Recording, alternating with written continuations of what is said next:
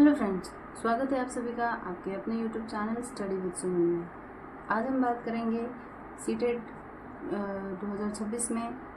बहुत कम समय रह गया है। अभी हमारे पास इतना समय नहीं है कि हम पूरा लेंदी चैप्टर्स पढ़ें और पूरा फुल कोर्स को कंप्लीट कर पाएँ। तो आप अगर सीटेट का एग्ज़ाम दे रहे हैं तो ये इस वीडियो को पूरा फुल लास्ट तक ज़रूर देखिएगा, क्योंकि इतने कम समय में और पढ़ाई कर पाना, पूरे अच्छे से स्कोर कर पाना इतना पॉसिबल नहीं होता है, बट है पॉसिबल, कर सकते हो आप। मैंने भी किया है 30 डेज़ में, बट आप लोगों के पास 30 डेज़ नहीं है, बट है 25 डेज़ हैं आपके पास, तो आप इतने दिनों में अच्छे से पढ़ सकते हैं।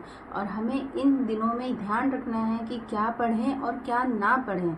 क्या पढ़ने से ज़्यादा ध्यान देना है कि क्या ना पढ़ें, क्योंकि हम कुछ भी उठा के पढ़ रहे हैं वो चीज़ मैटर नहीं करता है। क्वालिटी पढ़ाई करनी है हमें इन दिनों में। जो भी पढ़ें अच्छे से पढ़ें और अच्छे से हमारे दिमाग में बैठे। तो चलिए स्टार्ट करते हैं वीडियो की ओर। और आप ज़रूर लास्ट तक देखिएगा, क्योंकि ये वीडियो आपके लिए ही है। अभी स्टूडेंट का सबसे बड़ा गलती करते हैं कि सिलेबस देखते हैं पूरा कि इतना लंबा सिलेबस है, कैसे कंप्लीट होगा, और स्टूडेंट घबरा जाते हैं, डर जाते हैं कि मेरे से नहीं हो पाएगा। तो आपको डरना नहीं है, आपको हौसला रखना है, मोटिवेशन रखनी है और उससे काम करना है। आपको एकदम डीप लर्निंग अभी नहीं करना है, पूरा सिलेबस को डीपली जा करके पूरा पढ़ाई नहीं करना है, क्योंकि हमारे पास इतना टाइम नहीं है कि हम पूरा डीपली जाके कवर कर पाएँ। तो हमें करना है शॉर्ट रीडिंग, स्मार्ट तरीके से पढ़ाई, जल्दी से स्पीड में जो पढ़ाई हो सके उस तरह की पढ़ाई करनी है हमें। और इसके लिए बेस्ट होता है मैराथन क्लासेस, जिसमें एक क्लासेस में 2 घंटे 3 घंटे में सीडीपी का पूरा सिलेबस कंप्लीट कराया जाता है। तो आप इसका हेल्प ले सकते हैं और आपको कम समय में सिलेबस कंप्लीट करना है इसी तरह से, और उसके बाद रिवीजन और उसी मॉक टेस्ट। बस इन चीज़ों पे आपको फोकस करना है, तभी आप स्मार्ट स्ट्रेटजी से आप अपना सिलेबस कंप्लीट कर पाएंगे। आपको डरना बिल्कुल भी नहीं है, ठीक है। आप अभी बचे हुए समय में जल्दी से सिलेबस कंप्लीट करने के लिए आप लोग सोच रहे होंगे कि किस तरह से पढ़ाई करें, क्योंकि ज़्यादा टाइम तो हमारे पास होता नहीं है। पर आप इन्हीं टाइम को मैनेज करके एक दिन में कम से कम आप अपने स्लॉट को, टाइम टेबल को इस तरह से अरेंज कीजिए। जैसे कि 3 आप कर सकते हैं, 3 तरह की। एक में तो आप कंटेंट रिवीजन कीजिए, ठीक है। दूसरे में आप टेस्ट लगाइए, और फिर उसके बाद आपने जो टेस्ट लगाया है उसको आप गलती जो हुए हैं उनको आप रिवीजन कीजिए। तो जो रिवीजन करोगे आपसे, उससे आपका मॉक टेस्ट में मार्क्स बढ़ने के चांसेस बहुत ज़्यादा बढ़ जाते हैं। तो आप कोशिश कीजिए इंपॉर्टेंट टॉपिक पढ़ने की, उसके रिवीजन करने की, टेस्ट लगाने की। ये स्ट्रेटजी आपको अपनी पढ़ाई के दिनचर्या में 3 स्टेप में बांटना ज़रूरी है। आप अप्लाई करके देखिए, बहुत इम्प्रूव होगा आपकी पढ़ाई में। सीटेट में सीडीपी का सबसे इम्पॉर्टेंट रोल रहता है। तो सीडीपी का इसीलिए इम्पॉर्टेंट रोल है, आपने देखा होगा कि सारे सब्जेक्ट में 15 मार्क्स का कवर करता है, और स्पेशली खुद सीडीपी 30 मार्क्स की है। टोटल 90 मार्क्स स्कोर करते हैं। तो मार्क्स आपका इम्प्रूव करने के लिए सीडीपी सबसे बड़ा और इम्पॉर्टेंट रोल निभाता है। तो आपको सबसे ज़्यादा ध्यान देना है सीडीपी में। अब सीडीपी की तैयारी हम कैसे करें? तो सीडीपी में अभी आप कम समय में आप पूरा डिटेल में जाओगे तो नहीं हो पाएगा। मेन इम्पॉर्टेंट टॉपिक है वाइगोत्स्की, कोहलबर्ग और पियाजे के स्टेजेस। आप असेसमेंट वाले पढ़ सकते हो, सीसीई वाले पढ़ सकते हो, ठीक है। एनईपी 2020 पढ़ सकते हो, इवोल्यूशन वाले पढ़ सकते हो। तो इस तरह से जेडपीडी, इस तरह के जो टॉपिक्स हैं, आप इन सब को क्या करो, ज़्यादा से ज़्यादा रिवीजन करने की कोशिश करो, क्योंकि ये हाईलाइट टॉपिक है। और आप इनको रिवीजन करने के बाद कोशिश करो कि पीवाईक्यू से टेस्ट लगाएं। अगर आप पीवाईक्यू लगाते हो तो आपको पता चलता है कि क्वेश्चन किस तरह से और किस टाइप का पूछा जाता है। क्योंकि अगर आप क्वेश्चन प्रैक्टिस नहीं करेंगे तो आपको कैसे पता चलेगा कि मुझे क्वेश्चन किस तरह के आएंगे, किस तरह से हम सॉल्व करेंगे। तो ये चीज़ें आपको आपके मार्क्स बढ़ाने में, आपको सीटेट क्वालिफाई करने में बहुत हेल्प करेगी सीटेट की। अब बात करते हैं ईवीएस, साइंस और एसएसटी की, क्योंकि पेपर 2 वालों के लिए साइंस और एसएसटी जो कंटेंट वाली चीज़ें हैं, ये बहुत कमेंट आता है कि कंटेंट की कैसे कवर करें, क्योंकि ये चीज़ें हमसे कवर नहीं हो पा रही है। तो ये इतनी भी टफ नहीं है। आपको अलग अलग बुक से अलग अलग कंटेंट देखने की ज़रूरत नहीं है, आपको अलग अलग इसकी वीडियो देखने की ज़रूरत नहीं है। आप बस कहीं से भी एक सोर्स अपनाइए जो कि ऑथेंटिक हो, और आपको एक ही चीज़ फॉलो करनी है। अगर आप किसी का वीडियो देख रहे हो तो भी, किसी का बुक पढ़ रहे हो तो एक पढ़ लो, और आपको शॉर्ट ट्रिक के साथ स्पीड में उसको रिवीजन करना है, और आपको कंटेंट कंप्लीट करने के बाद आपको उसको टेस्ट लगाना है। अगर आप PYQ लगाएंगे तो आपका जो क्वेश्चंस है वो बनना स्टार्ट हो जाएगा। आप याद रखिए, जब भी आप कोई भी चीज़ पढ़ रहे हैं, चाहे कंटेंट हो, चाहे SST हो, चाहे कुछ भी हो, किसी एक जगह से पढ़ें, और पढ़ने के बाद PYQ ज़रूर लगाएं। अगर नहीं लगाते हैं तो आपकी पढ़ाई अधूरी रहती है। अधूरी इसलिए रहती है क्योंकि आपने उसका PYQ नहीं देखा, तो आपको कैसे पता चलेगा कि कहाँ से क्वेश्चन आएंगे। तो आप इस जर्नी में ये 3 चीज़ ज़रूर रखें। पहले तो आपको टॉपिक कंप्लीट करना है, कहीं भी एकदम सोच से, चाहे आप वीडियो से देख रहे हैं, मैराथन से देख रहे हैं या नोट से पढ़ रहे हैं, एक जगह पढ़िए। उसके बाद टेस्ट लगाया, और टेस्ट में जो गलत आए, PYQ में जो गलत आ रहे हैं, उसको फिर से रिवीजन किया। ये चीज़ आप अपनाइए तो अच्छे स्कोर ज़रूर आएंगे। अब बात करते हैं मैथ्स की। मैथ्स में मार्क्स कैसे बढ़ाएं? मैथ्स में इतना भी टफ नहीं है, इजी है।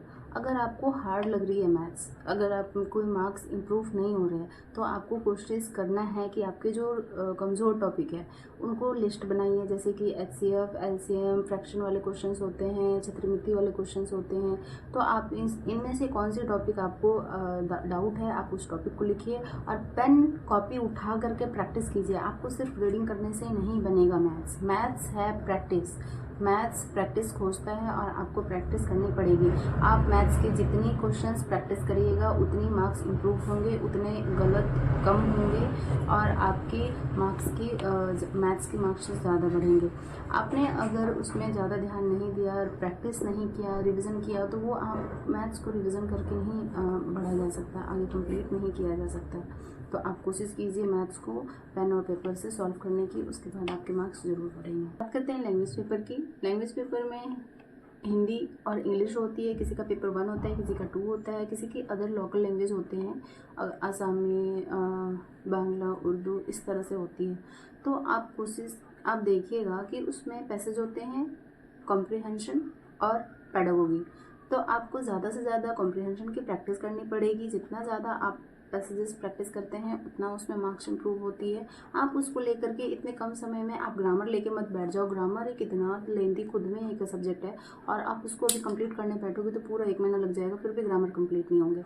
तो आप ग्रामर पढ़ना बिल्कुल ही स्किप कीजिए, और ग्रामर से मोस्टली 1 या 2 क्वेश्चंस ही आते हैं, वो भी बहुत इजी होती है, वो इजीली बन जाती है, वो आपकी बन जाएगी पैसेज से। आपको जब पैसेज सॉल्व करोगे तो आप कोशिश कीजिएगा पैसेज के जो क्वेश्चन पूछा गया है उसी क्वेश्चन से रिलेटेड क्वेश्चन का आंसर करो, तो बेस्ट होती है। बात रही पेडागोगी की। पेडागोगी में हमने जो CDP में पढ़ा होता है, असेप्शन मूल्यांकन वाले, सतत व्यापक वाले, और इसी तरह के क्वेश्चंस इसमें भी रहती है पेडागोगी में। बस इसमें अलग से एक चीज़ ऐड हो जाती है, भाषा वाला, लैंग्वेज वाला, कि बच्चे को अपनी मातृभाषा को पढ़ने में ध्यान देना चाहिए। बच्चे को त्रिआयामी जो भाषा के सूत्र हैं वो वाली आनी चाहिए। तो इस तरह से आपको भाषा और विचार का जो प्याजे ने दिया है उनके ऊपर आपको काम करना चाहिए। तो आप थोड़ी बहुत CDP की नोट्स आपने पढ़ लेना तो हो जाएंगे। आपको इतनी ज़्यादा हाइपर एक्टिव होने की ज़रूरत नहीं है, कि ज़्यादा वो डरने की ज़रूरत नहीं है कि नहीं हो पाएगा, इजीली हो जाएंगे। अब बात करते हैं कि PYQ लगाना ज़रूरी है क्या? हमारे इतने कम समय में सबसे ज़्यादा इम्पोर्टेंट क्या है? तो सबसे ज़्यादा यही इम्पोर्टेंट है, PYQ। आप पूछोगे ना कि 20 दिनों में सबसे ज़्यादा क्या करना चाहिए जिससे मेरा मार्क्स अच्छा हो जाए, CTET में अच्छे क्वालिफाइंग हो जाए। अगर हम 0 हैं तो 0 से हम 90 प्लस कैसे लाएं, अगर हमारी 90 प्लस आ रही है तो 120 प्लस कैसे लाएं। तो आपका सबसे अच्छा और सबसे बेस्ट तरीका रहेगा आपका PYQ लगाना। PYQ लगाने से आपका मार्क्स आप बार बार लगाइए, आपके मार्क्स बहुत अच्छे बढ़ेंगे। और अगर आपको गलत हो रहे हैं क्वेश्चन PYQ में, तो आपके मार्क्स कितने आ रहे हैं आपको उस पर ध्यान नहीं दे रहा है कि मेरा 90 मार्क्स आ गया है तो मैं 90 मार्क्स आ गए हैं, वाह, 105 आ गए हैं तो वाह, उसको आपको ध्यान नहीं देना है।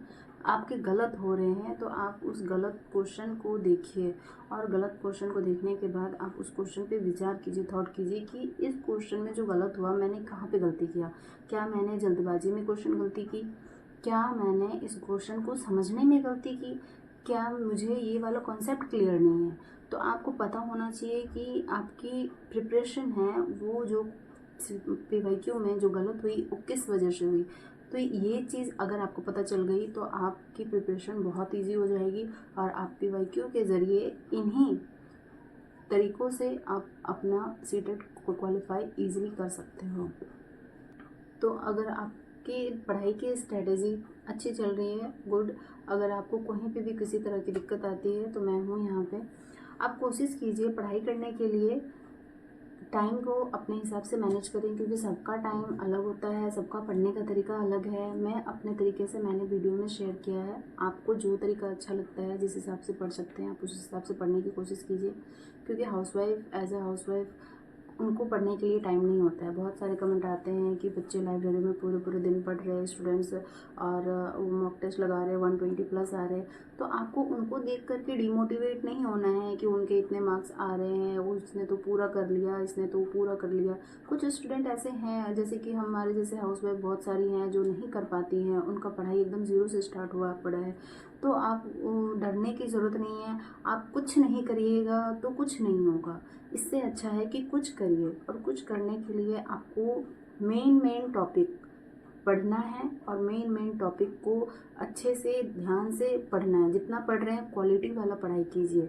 उसको पढ़ने के बाद आपको टेस्ट लगाना है, और टेस्ट लगाने के लिए इस तरह की बुक जो कि मैंने शेयर किया है पहले भी, आज भी कर रही हूँ, क्योंकि आपको अगर ये बुक का रिवीजन करती हैं तो आपके टॉपिक क्लियर हो जाते हैं, और आपने अपने आप को चेक करने में ये चीज़ें हेल्प करेगी कि आपके कौन से सब्जेक्ट सबसे कमज़ोर है और कौन सी टॉपिक आपकी वीक है। इस चीज़ से ये पता चल जाएगा। और आप देखोगे कि ये एक कमेंट आया था कि इतना मोटा बुक है। ये मोटा बुक नहीं है। आप एक दिन में भी एक टेस्ट दोगे तो पेपर तक में ये ज़्यादा कंप्लीट हो जाएंगे। कंप्लीट होने के बाद आपके गलती निकलते हैं, उसको रिवीजन कीजिए। रिवीजन करने के लिए लास्ट डेट का कि पेपर आएगा तब मैं रिवीजन करूँगी, उसके लिए आपको नहीं छोड़ना है। आपको जब टाइम मिलता है, जितना टाइम मिलता है, आप नोट्स का रिवीजन कीजिए। नहीं रिवीजन कीजिएगा तो आपके मार्क्स भी इम्प्रूव नहीं होंगे, और पेपर के लास्ट टाइम तक कुछ नहीं होता। आप उस टाइम के लिए कुछ मत छोड़िए। जो टाइम जब मिलता है, आपको लगता है कि मुझे इसको रिवीजन करना चाहिए तो उसको कर लेना चाहिए। आपको टेस्ट देना चाहिए तो दे देना चाहिए, और डेली 1 टेस्ट तो कंपलसरी है। आपको इतना करके देखना है। और अगर इतना करने के बाद भी अगर कोई तरह की आपको दिक्कत आती है तो मैं हूँ यहाँ पे। मिलते हैं अगले वीडियो में। आपको कोई दिक्कत आती है तो प्लीज़ कमेंट कीजिएगा, और वीडियो पसंद आए तो लाइक कीजिएगा। आज के लिए बस इतना ही। Thank you.